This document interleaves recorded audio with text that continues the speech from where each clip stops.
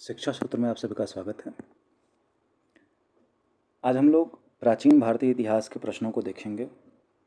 परीक्षा की दृष्टि से प्रश्न बहुत महत्वपूर्ण हैं और बहुत ही अच्छे प्रश्नों को सम्मिलित किया गया है। तो चलिए बिना देर किए शुरू करते हैं। पहला प्रश्न है, अर्थशास्त्र के लेखक किसे माना जाता है? अर्थशास्त्र का लेखक किसे माना जाता है? अर्थशास्त्र के जो लेखक हैं वो कौटिल्य यानी कि चाणक्य हैं। पाणिनि की बात करें तो पाणिनि ने जो लिखा है, पाणिनि की पुस्तक का नाम है अष्टाध्यायी। अष्टाध्यायी पाणिनि की पुस्तक है। पतंजलि की पुस्तक महाभाष्य है।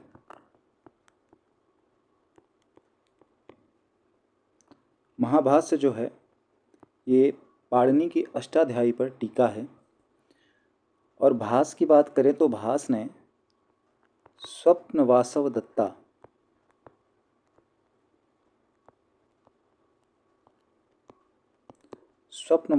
नामक महाकाव्य उन्होंने लिखा है, जो कि वत्सराज, उदयन और अवंती की राजकुमारी वासवदत्ता के प्रेम प्रसंग पर है। चलिए अगला प्रश्न देखते हैं। अगला प्रश्न है, the great bath of the Indus valley civilization was discovered at which site? यानी सिंधु घाटी सभ्यता का महान स्नानागार किस स्थल पर मिला? तो महान स्नानागार की बात कर रहा है, जो कि सबसे बड़ा भवन मिला है, ये सबसे बड़ा भवन माना जाता है। ये मोहनजोदड़ो में मिला हुआ है। इसके अलावा स्नानागार के अलावा मोहनजोदड़ो में आपको मातृ देवी की मूर्ति मिलेगी। मातृ देवी की मूर्ति, कांसे की नर्तकी की मूर्ति मिलती है यहाँ पर। इसके अलावा पशुपतिनाथ मिलते हैं।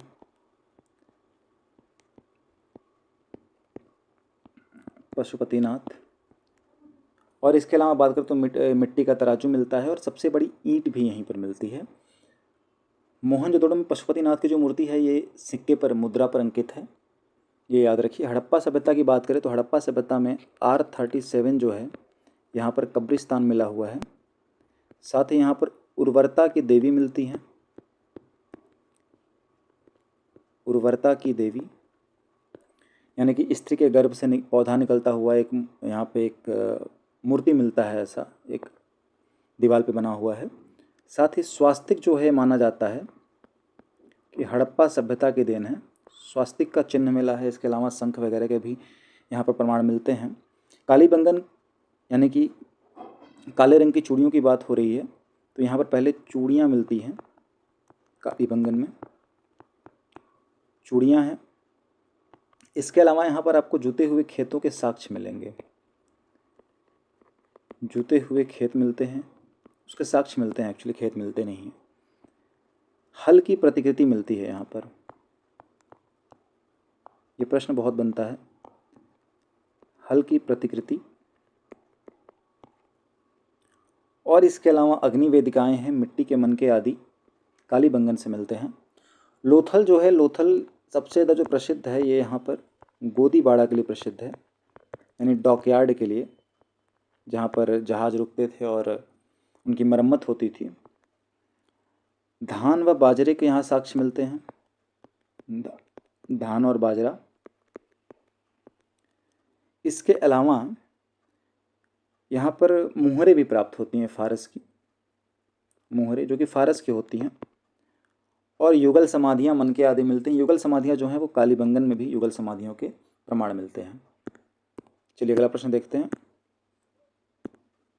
नंद वंश का संस्थापक कौन था? Who was the founder of Nanda dynasty? Nanda वंश का जो संस्थापक था वो महापद्मनंद था। महापद्मनंद ने नंद वंश की स्थापना की थी। इसके 8 पुत्र थे, जिसमें कि धनानंद जो है वो अगला राजा बनता है, जिसको मार करके चंद्रगुप्त मौर्य वंश की स्थापना करते हैं। The Rigveda contain how many hymns? Rigveda में कितने सूक्त हैं? ऋग्वेद में कुल 1028 सूक्त हैं। अगला प्रश्न है, नालंदा विश्वविद्यालय की स्थापना किसके शासन काल में हुई थी? नालंदा विश्वविद्यालय की स्थापना जो है ये 427 ईस्वी में हुई थी, यानी कि गुप्त काल में।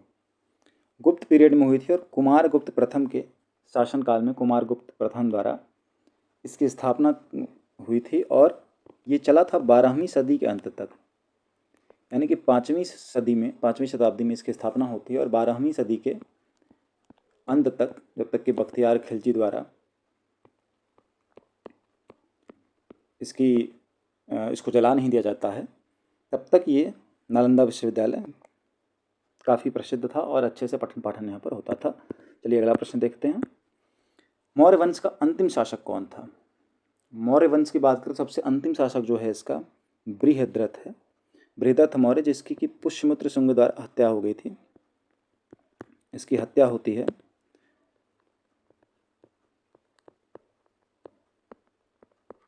पुष्यमित्र शुंग द्वारा 185 ईस्वी पूर्व में। कहीं कहीं आपको 184 भी मिलेगा, ज़्यादातर आपको 185 ईस्वी पूर्व मिलेंगे। एंशिएंट हिस्ट्री में कुछ ऐसे साक्ष्य हैं, कुछ ऐसे कालक्रम में कुछ घटनाओं के आगे पीछे मिल जाते हैं। ज़्यादातर जगहों पे आपको 185 ईस्वी पूर्व ही मिलेगा। अगला प्रश्न है, भारत का नेपोलियन किसे कहा जाता है? वैसे तो इस प्रश्न से काफ़ी दिक्कत रही है हमें, क्योंकि नेपोलियन करीब 1000 साल बाद आता है समुद्रगुप्त के। फिर भी भारत का नेपोलियन समुद्रगुप्त को बताया जाता है, जबकि नेपोलियन को हमें पढ़ाना चाहिए कि नेपोलियन जो है उसको समुद्रगुप्त कहा जाता है यूरोप का, ऐसा कुछ। चलिए अगला प्रश्न देखते हैं। सिंधु घाटी स्थल में से किसे गोदी घर डॉकयार्ड के लिए प्रसिद्ध माना जाता है? अभी हमने पढ़ा कि लोथल में डॉकयार्ड मिलता है, यहाँ पर मन के बनाने के कारखाने मिलते हैं और भी बहुत सारे यहाँ पर मिलते हैं। अगला देख लेते हैं, राखी गढ़ी दिया हुआ है। राखी गढ़ी में आपको दुर्ग मिलेगा, दुर्ग प्राचीर, यानी कि आपको यहाँ पर किले की दीवार मिलती है, किलेबंदी के साक्ष्य मिलते हैं। धौलावीरा के बाद राखी गढ़ी ही एकमात्र ऐसा हड़प्पाई स्थल है जो कि भारत में है। तो धौलावीरा के बाद ये दूसरा सबसे बड़ा शहर है भारत का हड़प्पाई स्थल में। दुर्ग प्राचीर यहाँ से मिलते हैं। इसके अलावा वीथिका मिलती है जो कि स्तंभ युक्त होती है। वीथिका यानी मंडप, ऐसे लिख देते हैं, मंडप मिलता है आपको यहाँ पर। मंडप के बाद यहाँ पर नर कंकाल के, जो कि उत्तर दिशा में लिटाए गए होते हैं, सिर उत्तर दिशा में होता है इनका, नर कंकाल मिलता है यहाँ पर। बनावली की बात करें तो बनावली में आपको खिलौने मिलते हैं, मिट्टी के खिलौने, जो कि हल की आकृति के होते हैं। हल की आकृति होती है इनकी, याद रखिए। हल की प्रतिकृति की बात करें अगर, तो वो आपको कालीबंगा से मिलेगा, पर अगर हल की आकृति वाले खिलौनों की बात करें तो बनावली से मिलता है। इसके अलावा यहाँ पर आपको जौ के साक्ष्य मिलते हैं और साथ ही तांबे का बाड़ाग्र मिलता है। बाड़ाग्र यानी कि तीर का अगला भाग जो है वो तांबे का यहाँ पर मिलता है। सुरकोटदा सबसे ज़्यादा प्रसिद्ध है घोड़े की साक्ष्य के लिए, यानी घोड़े की अस्थियाँ मिलती हैं यहाँ पर। ऐसा माना जाता है कि सिंधु घाटी के लोग जो हैं वो घोड़े से परिचित नहीं थे, पर यहाँ पर इसके घोड़े की अस्थियाँ के साक्ष्य मिलते हैं और एक स्पेशल कब्रगाह मिलती है, यानी कब्रिस्तान मिलता है विशेष प्रकार का, जो कि बाकी कब्रिस्तानों से अलग मिलता है, विशेष प्रकार का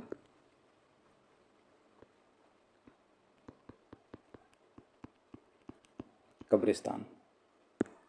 चलिए अगला प्रश्न देखते हैं। Who compose the Sanskrit epic Abhijnana Shakuntalam? Abhijnana Shakuntalam महाकाव्य है, ये किसने लिखा था? अभिज्ञान शाकुंतलम जो है कालिदास द्वारा लिखित है। इसके अलावा कालिदास द्वारा अगर बात करें तो इसके अलावा कालिदास ने रघुवंश लिखा हुआ है,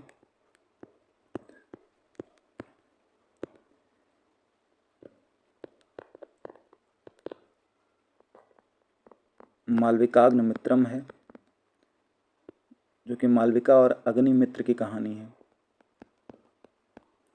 अग्निमित्र जो कि पुष्यमित्र शुंग के वंश का रहता है, पुष्यमित्र शुंग का उत्तराधिकारी माना जाता है निकटतम, उसकी कहानी है ये। कालिदास द्वारा रघुवंश, मालविकाग्निमित्रम लिखा हुआ है। अभिज्ञान शाकुंतलम भी इन्होंने ही लिखा है। भास की बात करें तो भास अभी हमने पढ़ा था, स्वप्न वासव दत्ता इन्होंने लिखा है।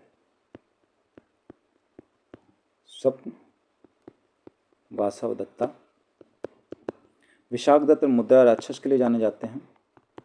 एंशियंट हिस्ट्री में ये जो नाम है साहित्य के, इसके महाकाव्यों के, इसको जानना बहुत ज़रूरी है। मुद्रा राक्षस जो कि मौर्य वंश के बारे में बहुत अच्छा प्रमाण देता है। और भवभूति की बात करें तो इन्होंने उत्तर रामचरित लिखा है।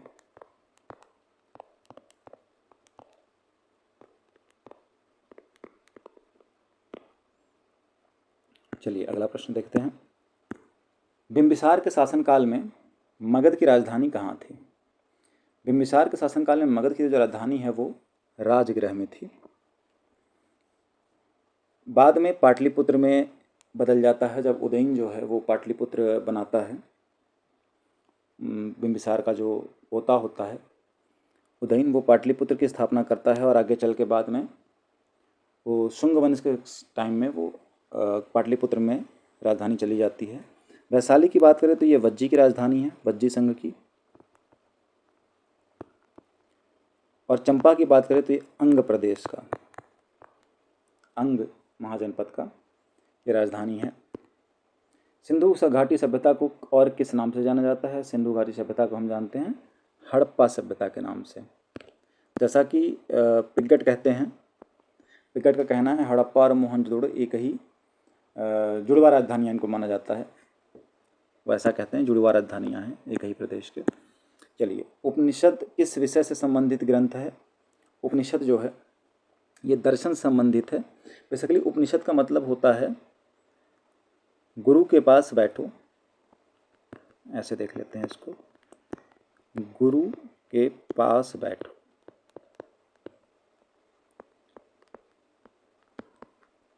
यानी इसमें बेसिकली आपको मिलता क्या है, यहाँ पर गुरु शिष्य संवाद मिलते हैं ज़्यादातर, गुरु शिष्य संवाद मिलते हैं आपको। उप मतलब होता है पास में, नी मतलब होता है बैठना, नीचे बैठो यानी, और सद मतलब होता है अच्छे लोगों के पास, यानी गुरु के पास बैठो ऐसा माना जाता है। और गुरु से संवाद इसमें मिलते हैं, तो ये दर्शन संबंधित है, दर्शन की बात करता है, फिलॉसफी की बात करता है। अगला प्रश्न देखते हैं। भारत में सर्वप्रथम स्वर्ण मुद्रा किस शासक ने जारी की? यहाँ पर होना चाहिए किन शासकों ने जारी की, किन शासकों ने जारी की? तो इंडो ग्रीक शासक थे, हिंद यवन या हिंद यूनानी जो शासक थे, हिंद यूनानी शासक।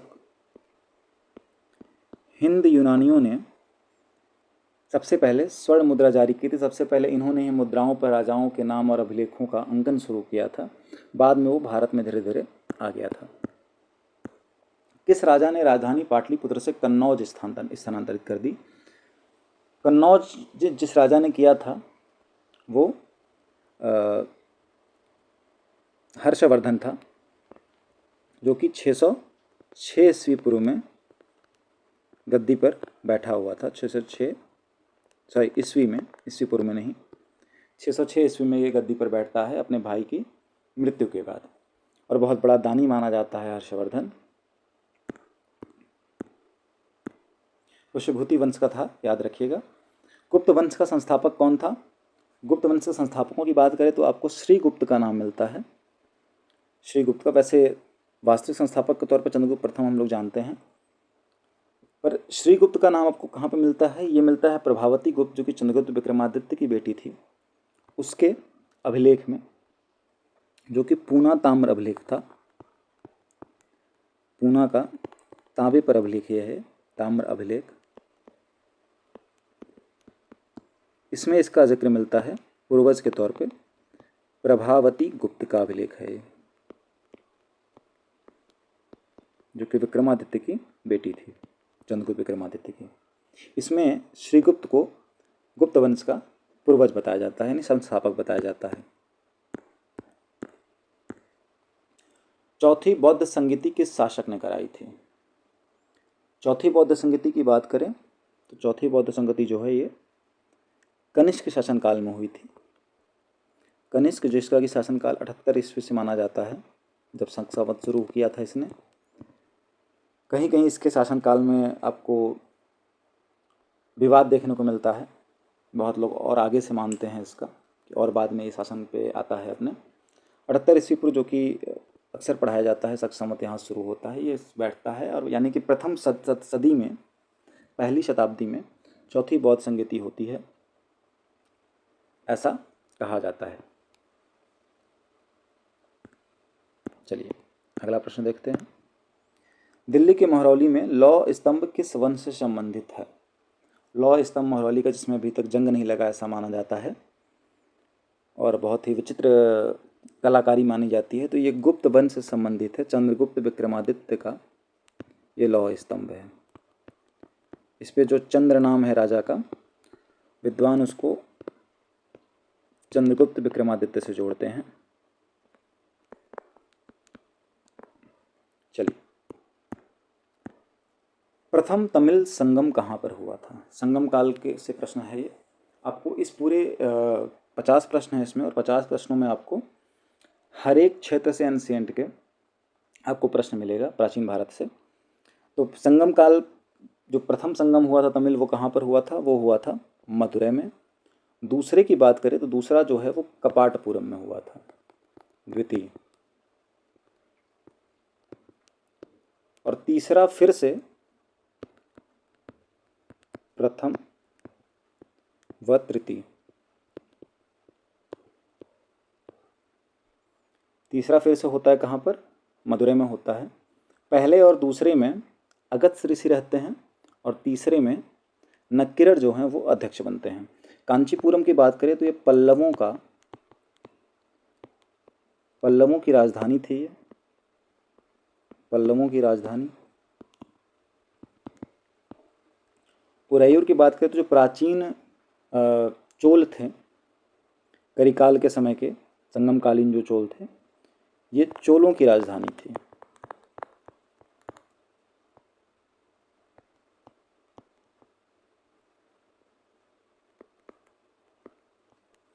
चलिए अगला प्रश्न देखते हैं। समुद्रगुप्त की उपलब्धियों का उल्लेख किस अभिलेख में है? समुद्रगुप्त की उपलब्धियों की अगर बात करें तो ये आपको इलाहाबाद स्तंभ लेख, या जो प्रयाग प्रशस्ति कहते हैं इसको, उसमें मिलता है, जिसको लिखा था किसने? समुद्रगुप्त के दरबारी कवि थे हरिशेड़। हरिशेड़ जो हैं, इन्होंने ये प्रशंसा पत्र माना जाता है, यानी समुद्रगुप्त की उपलब्धियां इसमें लिखी हैं, उसके विजय जो थे उसको लिखा हुआ है। थोड़ा सा बढ़ा चढ़ा कर लिखे जाते हैं प्रशस्ति में जब कवि लिखते हैं। तो हाथी गुम्फा के अभिलेख की बात करें तो ये कलिंग शासक खारवेल से जुड़ा हुआ है, खारवेल से। जूनागढ़ शिलालेख जो है, जो गिरनार का है, ये इसको रुद्रदामन से जुड़ा हुआ है। शक शासक था ये, शक से जुड़ा हुआ था, सॉरी रुद्रदामन से, रुद्रदामन। एहोल अभिलेख जो है ये पुलकेशिन द्वितीय से, जिसने हर्षवर्धन को हराया था, पुलकेशिन द्वितीय, चालुक्य वंशी। चलिए अगला देखते हैं। बौद्ध धर्म के संस्थापक कौन थे? बौद्ध धर्म के संस्थापक कौन थे? गौतम बुद्ध। वर्धमान महावीर जो हैं ये 24वें गुरु हैं, 24वें जैन गुरु। चलिए, जातक कथाएं किस धर्म से संबंधित हैं? जातक कथाएं जिसमें बुद्ध के पुनर्जन्म की बातें मिलती हैं, ये बौद्ध धर्म से संबंधित है। अगला प्रश्न, हाथी गुम्फा अभिलेख किस शासक से संबंधित है? अभी हमने पढ़ा था, हाथी गुम्फा अभिलेख जो है ये खारवेल से संबंधित है, जो कि कलिंग का शासक था। कलिंग जो कि उड़ीसा में था, कलिंग का शासक था ये। चलिए अगला प्रश्न देखते हैं। मेगस्थनीज किस राजा का राजदूत था जो चंद्रगुप्त मौर्य के दरबार में आया? मेगस्थनीज की बात करें तो ये सेल्यूकस निकेटर का राजदूत था, जो कि 302 ईस्वी पूर्व में। ये कब आया था? 302 ईस्वी पूर्व में, और करीब 13-14 साल ये 3-4 साल ये भारत में रहा था, सेल्यूकस निकेटर का। सिकंदर के साथ जो लोग आए थे वो निरयाकस थे, अरिस्टोबुलस, और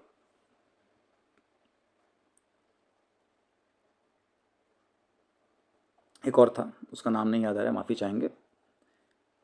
ये डेरियस है। पहला विदेशी आक्रमण करने वाला भारत पर। चलिए,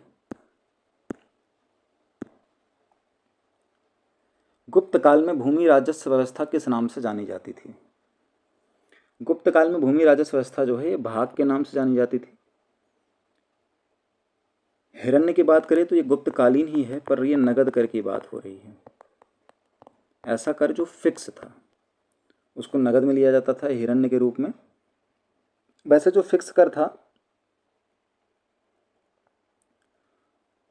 वो तो मतलब तय था कि आपको इतना देना है। भाग की बात करें तो भाग जो है छठा हिस्सा था,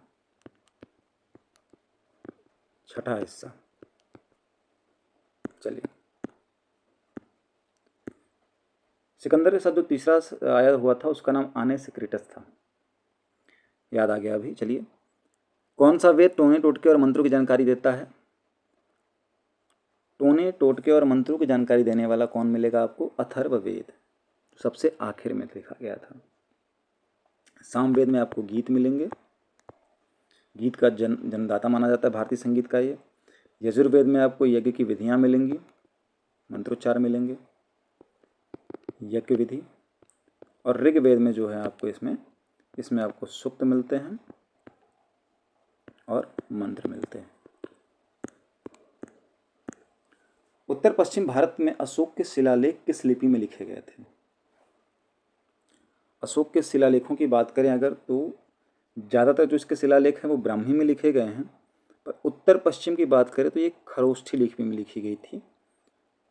खरोष्ठी में चूँकि ईरानियों के संपर्क में था ये, तो यहाँ पर खरोष्ठी लिपि का विकास हुआ। और खरोष्ठी लिपि जो है ये शाहबाजगढ़ी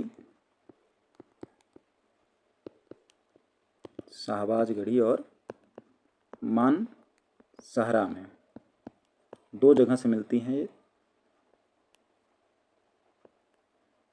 इसके अलावा जो लिपि मिलती है इसकी अरमाइक लिपि मिलती है। अरमाइक लिपि में आपको तक्षशिला और लघमान में मिलता है। और यूनानी और अरमाइक जो मिक्स होता है लिपि वो आपको सनिकुना में मिलता है। ब्राह्मी लिपि की बात करें तो ब्राह्मी लिपि जो है लघु शिलालेखों में, इसके बृहद शिलालेखों में ही आपको चेंजेस मिलेंगे खरोष्ठी और अरमाइक यूनानी का। लेकिन ब्राह्मी लिपि जो है लघु शिलालेख, सारे लघु शिलालेख जो हैं ये ब्राह्मी लिपि में है। समस्त स्तंभ लेख जो हैं ब्राह्मी लिपि में है। और गुहा लेख जो हैं ये भी ब्राह्मी लिपि में है। सिर्फ जो वृहद शिलालेख हैं इसमें आपको खरोष्ठी, अरमाइक और अरमाइक यूनानी लिपि मिलेगी। चलिए, प्रसिद्ध चीनी यात्री फाहियान भारत किसके शासनकाल में आया था? फाहियान जो है 5वीं शताब्दी में भारत में आता है, यानी कि लगभग 399 से 400 ईस्वी में ये भारत आया था।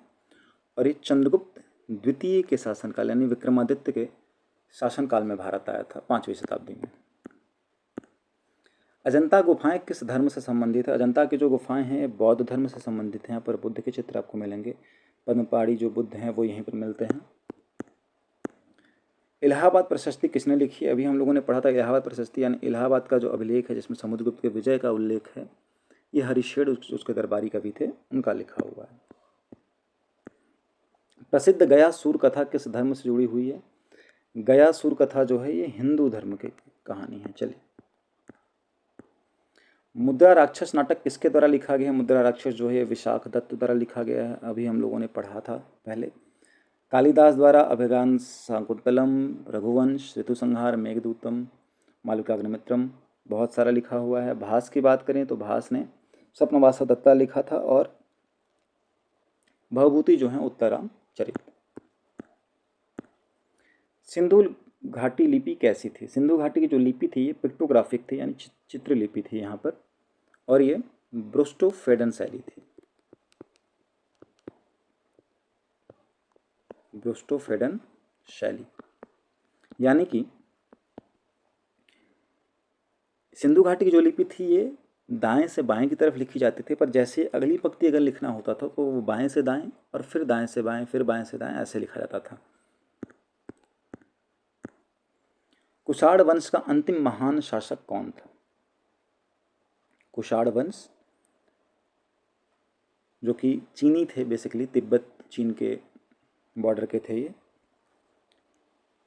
इसमें सबसे जो अंतिम महान शासक जो होता है, सबसे महान शासक कनिष्क था, और अंतिम महान शासक की बात करें तो वसुदेव प्रथम जो है ये अंतिम महान शासक था। इसके बाद कुषाणों में कोई महान शासक नहीं हुआ था। चलिए, भारत में चांदी का सबसे पुराना प्रमाण कहाँ से मिला है? चांदी का सबसे पुराना प्रमाण जो है ये हड़प्पा से ही मिलता है। आपको कहीं कहीं आपको गणेश्वर लिखा दिख सकता है, पर प्रमाणिक तौर पर हड़प्पा से चांदी का सबसे पुराना प्रमाण मिलता है। सातवाहन काल का प्रसिद्ध बंदरगाह कौन सा था? सातवाहन काल का प्रसिद्ध बंदरगाह इसमें से भरूच है, भरूच होगा। वैसे कल्याण सबसे प्रसिद्ध जो बंदरगाह था सातवाहनों का वो कल्याण था। चलिए, किस शासक के सिक्कों पर गरुड़ का चित्र बना होता था?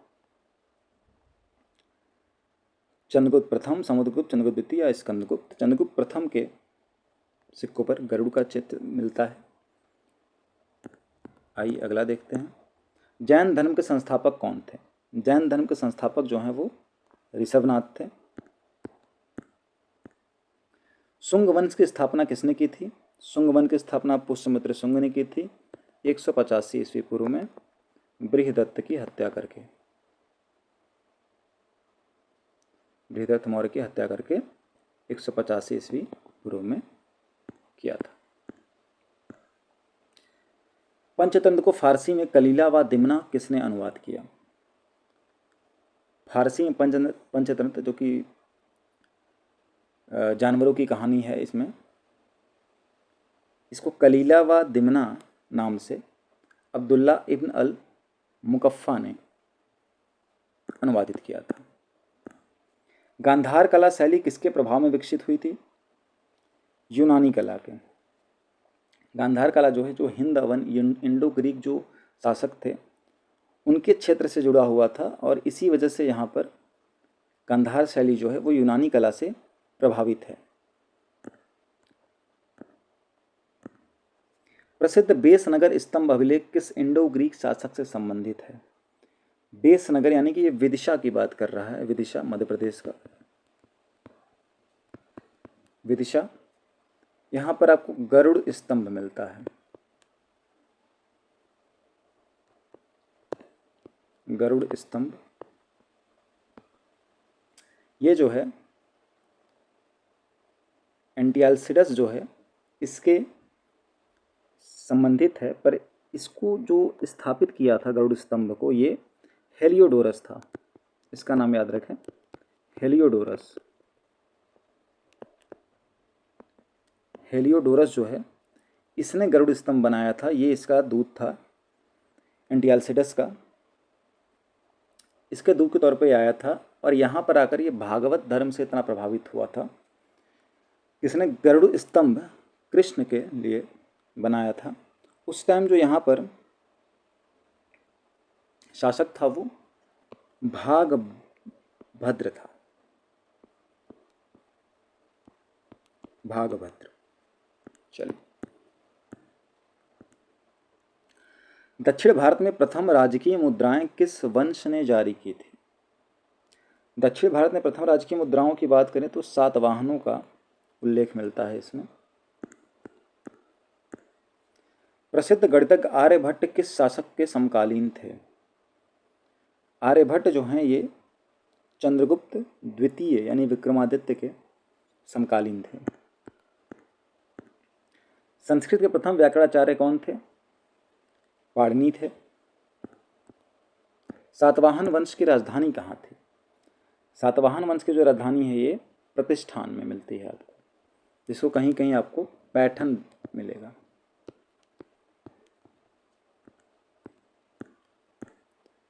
कौन सा बौद्ध ग्रंथ संघ के अनुशासन के नियमों का वर्णन करता है? विनय पिटक संघ के अनुशासन के नियमों का वर्णन करता है। प्राचीन दक्षिण भारत में चोल वंश का संस्थापक कौन था? प्राचीन दक्षिण भारत की बात करें तो 9वीं शताब्दी में 9वीं शताब्दी। सालों के गुमनामी के बाद चोलों का दोबारा से उत्थान होता है विजयालय चोल के द्वारा 9वीं शताब्दी में। भारतीय उपमहाद्वीप में कृषि का सबसे पुराना प्रमाण कहाँ से मिलता है? The earliest evidence of agriculture in Indian subcontinent is found at Mehrgarh. ये भारतीय उपमहाद्वीप की बात कर रहा है, जो कि मेहरगढ़ बलूचिस्तान में मिलता है। The famous text Arthashastra describe which administrative post as the head of espionage.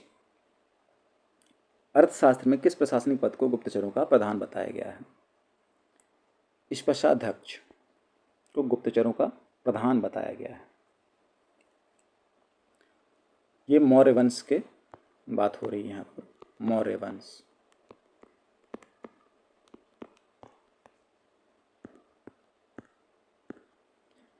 Bharat का सबसे प्राचीन शिलाखंडित गुफाएं कौन सी हैं? भारत की सबसे प्राचीन शिलाखंडित जो गुफाएं हैं ये बराबर की गुफाएं हैं, जो कि अशोक के काल की हैं। अशोक मौर्य के काल की ये गुफाएं हैं। तो ये 50 प्रश्न थे जो कि प्राचीन भारतीय इतिहास एंशिएंट इंडियन हिस्ट्री से जुड़े हुए थे। उम्मीद है आपको प्रश्न अच्छे लगे होंगे।